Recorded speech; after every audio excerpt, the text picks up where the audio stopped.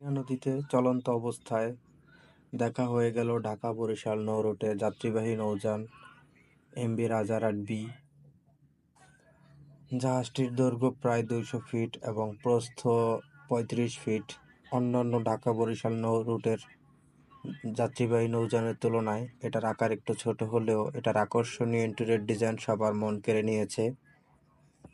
নৌযানটি প্রায় ৮০০ থেকে ১,০০০ যাত্রী পরিবহন করতে সক্ষম এবং এছাড়াও ঢাকা-বরগুনা নৌরুটে আরও কিছু লঞ্চ নিয়মিত সার্ভিস দেয়, যেমন পূবালী ১, শতাব্দী ভাদন এবং রয়্যাল ক্রুজ ইত্যাদি। ভিডিওটি ভালো লাগলে আমার পেজটি ফলো করবেন।